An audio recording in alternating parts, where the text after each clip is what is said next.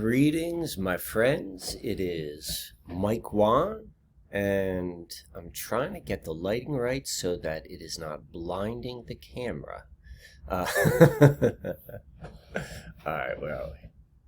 That seems to work. I'll try not to move my head or torso.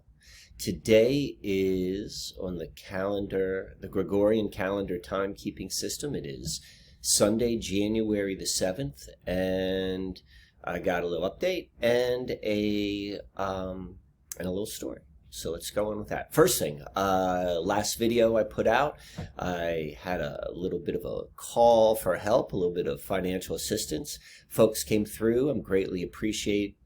I am consistently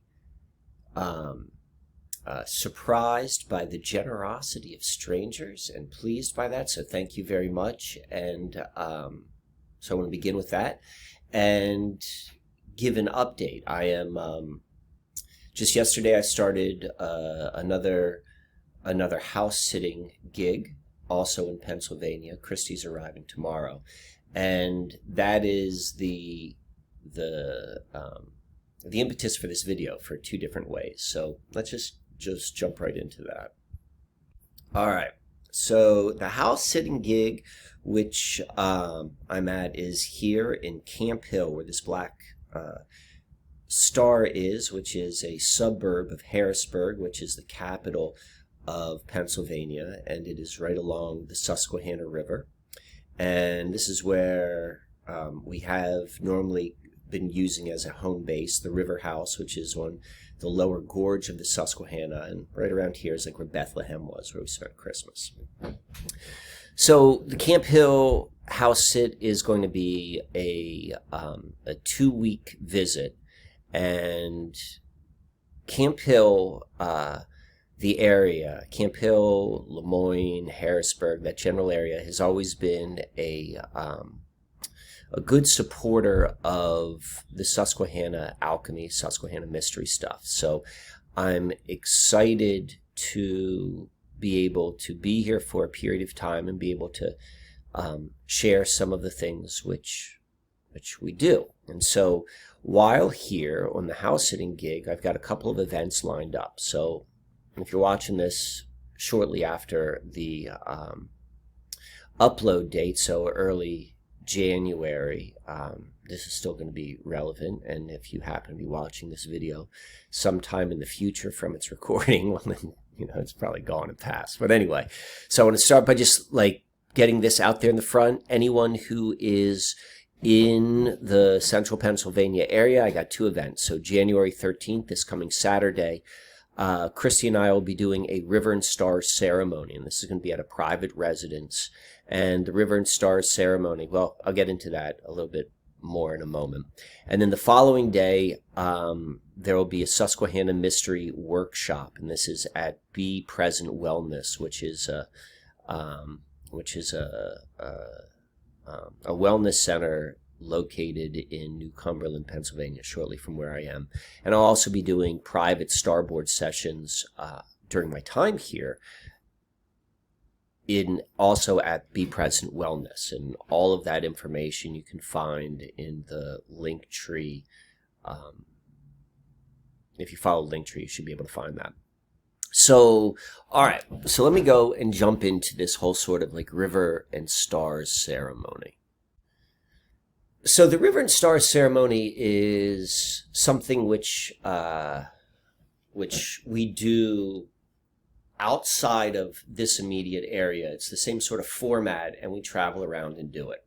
And for the most part, what it is it's a group experience where the primary activity is we build on the Starboard. This light is kind of getting. Is that it? I think that's it.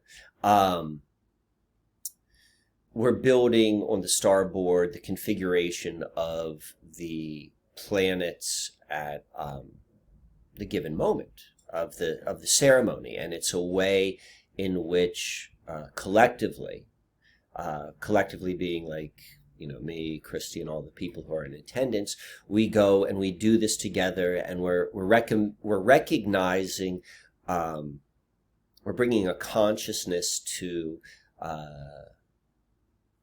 both time and space. Where we are physically is the space and the time as indicated by the movement of heavens, and by the ability to build an as below replica of the heavens, there is a literal conscious recognition that I know where I am and I know what time it is, if you will. And then the river aspect is more so paying homage to water in general, but grounded in all of the Susquehanna mystery part of the information which I like to share. And so we combined the two, and it's done with a group, and you walk it through, and there's a little bit of talking, and like we go and we create it together, and it's combining humanity, like community, ancestors, like all the ancestors that are all the cutting edge of heavens, and then also ground in the water. So, all right. I have used this. I know I've recited the following, or what you see on your screen right now. I have it written on the inside of my notebook, but this is where it came from. I'm going to read it to you again, because this ties in directly to the river and star ceremony, and specifically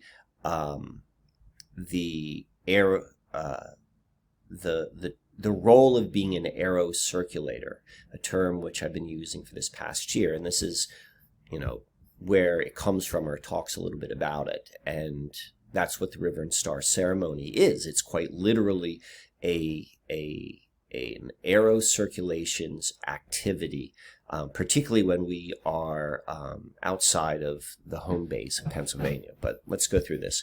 By definition, a new era, a revolution in thought, cannot grow out of the dichotomies and structures, the being of the past, which define the shape of possibility. So, all right, before I interpret it, let me go through the next couple lines. The future must be created afresh by those who are able to journey into the undifferentiated ground that underlies being, and to bring back a new dispensation from the gods and the ancestors. This is the task of the skywalkers who visit heaven and the underworld, and then become the arrow circulators who cast a sacred circle round a land and consecrate it to a new destiny. And a lot of the way which my life is unfolded, and the way which I understand my life, is deductive, meaning that I look at the circumstances of how my life unfolded, and am able to deduce by more or less clues of what I've actually done and experienced as to what's occurring. And I've talked about this many times, about recognizing that I built an arrow and all this sort of stuff. And so the same is true with the river and star ceremony. It began as more of just like an astrological practice, building the chart of the given moment with a group of people. And it wasn't until I read this description that I realized what Christy and I had been doing fits into this model exactly. So the idea of bringing consciousness outside of the paradigm in order for something new to come about, that's definitely an idea and a topic which I discuss frequently. So the very first line of this paragraph is describing that. By definition, a new era cannot grow out of the dichotomies or structures of the past. It must be created afresh by those who are able to journey to the undifferentiated ground that underlies being. So what this is describing is like, okay, the paradigm, if you will, are the dichotomies and the structures of the past or even the present moment. Paradigm are these structures. And so in order to bring about something new, it has to go outside of it. It has to go to the undifferentiated ground that underlies being. So that is the, what do you want to call it, quantum field, the field of all potentiality. That's what we're doing symbolically by looking at the movement of the heavenly bodies, not from the lens of like, it's a new moon in Capricorn and this means that, as much as it is like there's a new moon and we recognize lunar cycles and their relationship with solar cycles and all of that sort of stuff, and much, much less about the common astrological interpretations, which one are subject to subjectivity, but two are also in conflict with one another, whereas one half of the astrology world follows a tropical placement and the other a sidereal placement. So what sign is the new moon in? If we can use signs to identify where the moon may be in the zodiac, but use it just as an orientation tool, the signs as an orientation tool as opposed to a tool for interpretation. And that's what we're doing. That's what we're doing with the awareness of the cycles and the movements without necessarily defining it. So that's the undifferentiated ground. And where's the next part? Okay, so this is where we're going with all this. So this is the task of the Skywalkers who visit the heaven and the underworld. So the heavens are easy to understand in this River and Stars title, because like stars and heavens and starboard and planets, like that makes sense. But the underworld is a little bit trickier. Just the term underworld, like it brings about a lot of different connotations or definitions. Like, I mean, you could look at it mythologically, you could look at it metaphorically, you could look at it literally, like, and all of those are, somehow linked, maybe all talking about the same thing. And so, and okay, going back to the description, the undifferentiated ground of being. So to me, to go to this concept of underworld from an undifferentiated perspective means like there isn't a definition. There's a real honoring of not defining it, of like going to where it's undifferentiated. So like that's the whole process of, or the purpose and the process of this River and Star ceremony. I don't really go into this level of detail in the ceremony when I'm setting it up. But the reason I'm sharing this right now is, one, this is a little bit more of an intimate group. Intimate group in the fact that, if you're watching this, you probably watch my videos regularly, so it's intimate that way. We know each other pretty well, or at least you're familiar with what's going on in my mind. I might not necessarily know what's happening with you, except for those who I'm able to develop a link with. But I also want to go and tie what I just shared with you into now experiential reality. That's where the synchromistic storytelling comes in. And I think I've demonstrated time and time again that with the appropriate perspective, with what to look for, you realize like there's this other story which is playing out very, very clearly before our eyes. So, okay.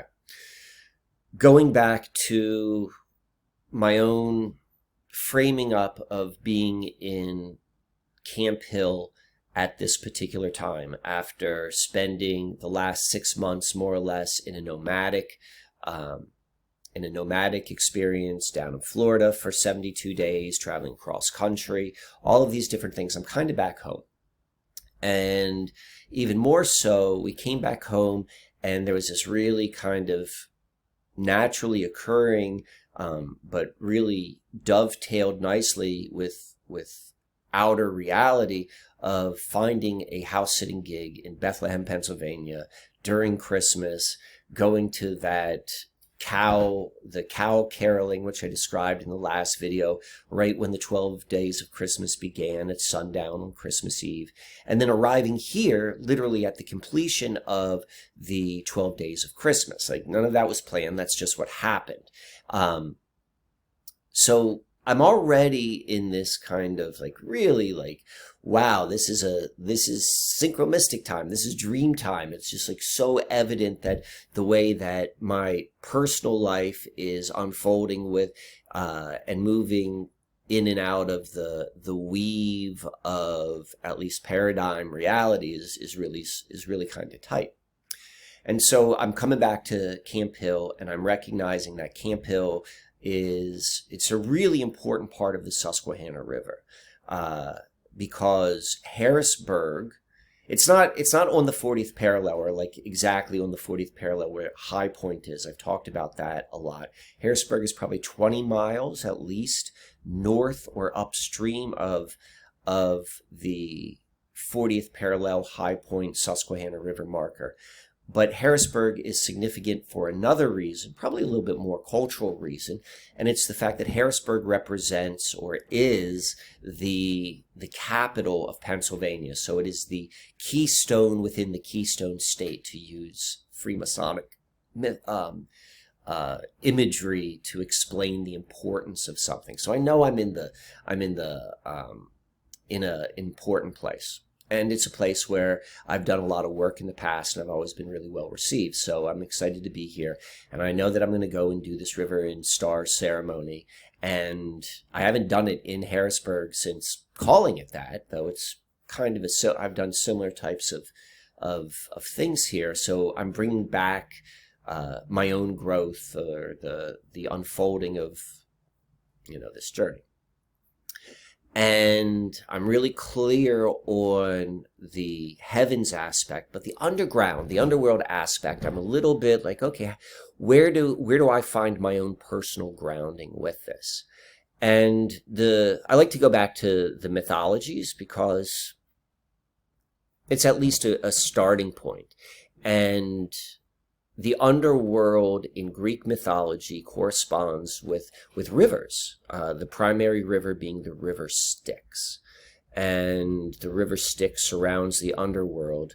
And I'm doing like this River and Stars thing. And not only that, the Susquehanna River, as the oldest river system which is still active on Earth,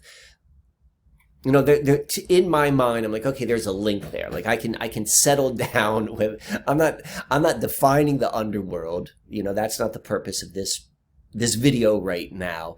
But I'm recognizing the underworld as something of significance and counterbalance the heavens, and it's something we dip into, something that we, as a human family, have been talking about in all of these different ways for a very long time, and within the symbol system which I use in my life, primarily, the Susquehanna River. I'm like, okay, the Susquehanna River is a symbol of the underworld, or at least an access point of the underworld, if only because it's the most ancient. It's the most ancient, and water, and that's a whole nother conversation, which I'd like to maybe do a video on maybe one day in the future about river and underworld and that sort of stuff. But that's not where I'm going today. Where I'm going, I think, is a lot of fun. All right, so let's go back to the maps. So here I am, right here on the Susquehanna, and came here just 2 days ago, I think it was. It's right on the end of the 12 days of Christmas. This here is downtown Harrisburg. You could see this is the Susquehanna River. And I'm located in this general area. In fact, I'll get an even, I'm getting a bigger picture. This is exactly where I'm staying, right in this neighborhood. And you could see it is 1.25 miles to the Susquehanna River. And you could also see right here, there is this creek it's a good sized creek, maybe 20 feet across, which then trails into, if I followed that, it will bring me right into the Susquehanna River. So switching gears a little bit, what do you do when you're a house sitter? Primarily, all of these house sitting gigs, which we're doing, they're really pet sitting gigs. That's what they are. They're for people who do not want to board their pet, put a dog in a kennel or something like that, or they'd rather have someone stay in their home and care for their pet, and that's kind of it's called house sitting, but it's really pet sitting. And I want to say this is the 1, 2, 3. It's about the 6th one, which Christy and I have done since starting the house sitting tour in early October. And so I've got a little bit of reference of what it's like to come into someone's house, to meet their pet, and I've got a strong affinity towards animals, and I really like the opportunity of working with the animal. And often, if someone is going to go, a homeowner of wanting a stranger to come in their house to take care of their pet, it's usually because the pet is a little bit temperamental, like needs like extra care, or at least the person approaches their pet that way. And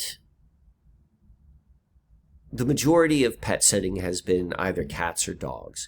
And I've worked with a lot of different dogs. Some are easy personality-wise, but, maybe a little bit difficult to go walking. And I've had some which are really, really difficult on the personality-wise. And so the dogs, there are 2 dogs in this current house sit, which we are at. And the homeowner, we talk before we come and meet the dogs, and gave some indication that both the dogs are rescues. They're young, like under the age of 2, and they were both abused. They were both abused pretty badly when they were whatever their original home situation was like. And because of that, they're real skittish. And this isn't the first time I've worked with a rescue dog, and it's a real enjoyment, at least for me, to be able to go and meet an animal which kind of has that quality of being real skittish around strangers and new people, and then to be able to establish that trust, because it's just very primal when you're working with an animal as opposed to working with a human being. So anyway, these dogs, I was told, they're both very kind of skittish.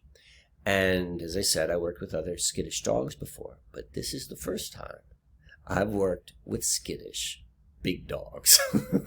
I've worked with skittish tiny dogs, but these are 2 Rottweilers. And hopefully I got one right here.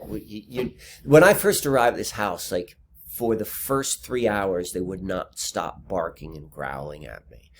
They're not full-bred Rottweilers. They look Rottweilerly, but their heads, I can tell that there's another dog in there because it's not as boxy. Their necks aren't as thick as Rottweilers, but they have that body. They've got a big, broad body, and they've got an aggressiveness. So you never guess this by looking at them sleep. And come here. I can't touch the dog. So this is an example of how they are. They're so sweet. They're very sweet dogs, but they have this outer shell of protection. And the assumption is that their first owner probably hit them a lot because they have a lot of trauma, if you will, around their hands. You can't pet them. You can't pet these dogs. But once they get comfortable and calm, they want touch, but it has to be touch on their terms. They'll bump up against you. They'll push up against you. They've been sleeping in the bed, but if I'll reach over and try to touch the dog, they'll start growling and try to bite at my hand. But if I allow them to come to me, they're very, very sweet. In fact, they'll lick. I woke up this morning with these dogs licking my face, and you have to meet that in a way that you got to be calm, because you're going to sense any sort of tension, and you can't put your hands up there in the face because that could trigger them, and I don't want them to bite me right in the face or in the throat. So there's this really interesting sort of dance I've been having with these dogs. And here's the flip side. Here's the flip side with the whole thing. They are, in a certain way, they're difficult personality. Like, I can't pet them. I want to pet them. I can't be as physical as I'd want to be with them because they're just not there. I have to do it on their terms. But I walk with them. So here we go. This is where it's going to get good. So the house is in the back of this neighborhood, and you take the small little dirt trail, and then there's a really nice trail that walks along this creek. And most of the dog walking, which I've been doing, has been in subdivisions on streets. So to be able to go and walk with these dogs in this setting is really nice. And I'm very conscious that I'm walking on this river, or this waterway, which is dumping into the Susquehanna River right here. And my real purpose for doing all of this is aerocirculation. So I'm aware of the relationship of the water, which is flowing into here. So that's part of my mindset. And walking them, whereas the personality at home has been a little bit, requires more effort. These are the best walking dogs that I've gotten to experience. They both walk off leash, and it's kind of interesting because they're aggressive dogs. Very first time I had to walk the dog, they like to wear a harness when they walk. They're not on a leash with the harness, but the harness kind of like tells them it's walking time. And I was able to put the harness on one of the dogs, but over his head, or her head, but when it came time to clip it in, she wouldn't let me put my hands anywhere near her. So I had to walk her with the harness just like kind of free flowing. But they're the best walking dogs. They are off leash, and they walk right next to me the whole time. Maybe they might walk a couple feet before me, a couple feet after me, but they are, compared to some of these other dogs, which have a more easygoing personality at home, who are just like pains to walk, and like whether it was a great degree of stubbornness of not wanting to go home when it's time to go home or what have you. These dogs are just like a piece of cake, and the walking with them on the water has just been a lot of fun. So, all right. In a handful of days is going to be the first of the two events which I'm doing in the Harrisburg area. And I'm thinking a lot about, as I said, I'm always bringing my awareness to what are these ceremonies and how does it tie in to this archetypical concept of aerocirculation, preparing the land in a new destiny. How does that relate from a concept into like actual reality? Like all of these sort of kind of questions, or this is what makes up my own mental space. And I'm thinking about the underworld. I'm thinking about the underworld as, one of the many meanings of the underworld is the winter solstice. Like this winter solstice is an indication of the underworld as the time of the least amount of light. I think I even mentioned that a little bit in the Christmas Carol talk. So I'm thinking underworld, and I'm here in this place, I'm doing this walking, and I'm with these dogs, when all of a sudden I remembered about the hounds of Hades, who are the multi-headed dog that guards the gates of the underworld. And wouldn't you know it, that's exactly who I have with me, with Trixie and Emmy. That's the dog's names. Now they're typically shown in Greek mythology as a three-headed dog, but I did my research. I looked around, and they're often tied into there's a two-headed dog as well, and these are two dogs. These are two Rottweilers. Here we see on this Greek vase, we see it as, let me see if I can pronounce this correctly. Cerberus is depicted here with 2 heads. Here he's depicted with 3 heads. But this dog, this guard dog, this barking dog is always tied into guarding the underworld. And wouldn't you know, that's exactly where I am right now on this creek as it goes into the underworld. And I'm saying these dogs are really, really, really sweet, but they've got this guard dog mentality around them. And so to go a little bit further in the mythology of Cerberus, Cerberus is the last of Hercules' 12 labors. So I'm not going to get too deep or put too much value in like tying this in to like, well, the labors and Hercules and what am I and who is this? All I'm saying for certain is the same archetypes are showing up. The 12 labors have often been described as the 12 signs of the zodiac. So this is a zodiacal sort of story of Hercules. Hercules is also a talk of, you know, like kind of like a hero's journey sort of perspective. All of these analogies or metaphors, I think, are very appropriate for the actual literal experience I'm having. And then to have these dogs just makes it, you know, it makes it even more real. The 3-headed dog that guards the underworld is also part of the Harry Potter mythology, if you will, where the dog Fluffy is the guard dog of the underworld in one of the Harry Potter books.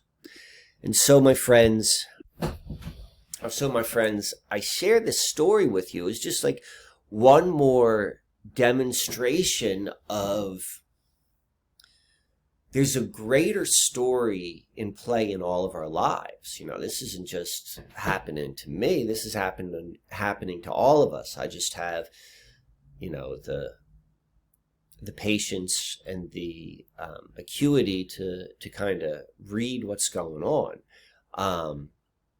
And it is from things like this which give me the personal, you know, the wind in my sails, or puts wind in my sails to continue to move forward on this, on this interesting journey which we're living.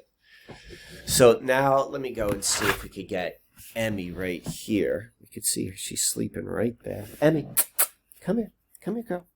Let's see if I can bring her over here, if she'll come on camera. She likes to play with the ball. Let's see if I can get her to come. You want to play with the ball? Trixie, come here, Trixie. You want to play with the ball? Out of my hand. Out of my hand. There we go. We've got Trixie right there. Fall back. Drop. There we go. Come in. Come in. Come in. You could see how sweet. Like, I don't know if I want to try to pet her so you can see the growling involved. You could, let's see right here. Trixie. Trixie, come here. Come here, Trixie. Come here, girl.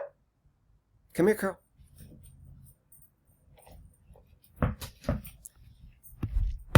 I don't want to get them. They've been very calm right now, so I don't want to go and get them all riled up for the sake of the sake of good footage. But those are the dogs. Thank you for listening. For those of you in Pennsylvania, I hope that you can come out. I'm excited for both of these programs. I'll probably be in Pennsylvania at least until the end of January. There's another house sit in the Reading area afterwards. If any of you all are in the Reading area, you could also reach out to me because I don't have anything planned in Reading yet, but I would like to. Oh, and lastly, this. I'm about to go, I think I mentioned, I've mentioned that I'm almost at the completion of the first natural astrology course, and I'm working on the final details of the structure going forward. So more of those details coming forward. It seems like there is a a desire to want to learn. Come on, there we go. All back. Come.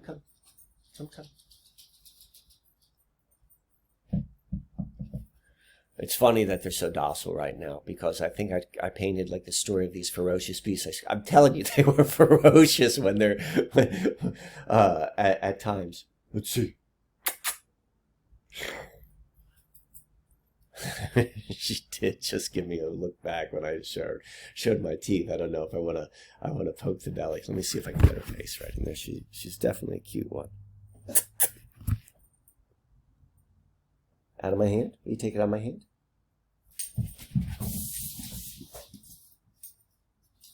Put it back. There we go. Good girl. Good girl. So that's it, my friends. Hope you're all doing well. Reach out if you want a session, anything along those lines, because I'm going to be stationary for at least the next 2 weeks. Until the next video, take good care, and I'll see you then.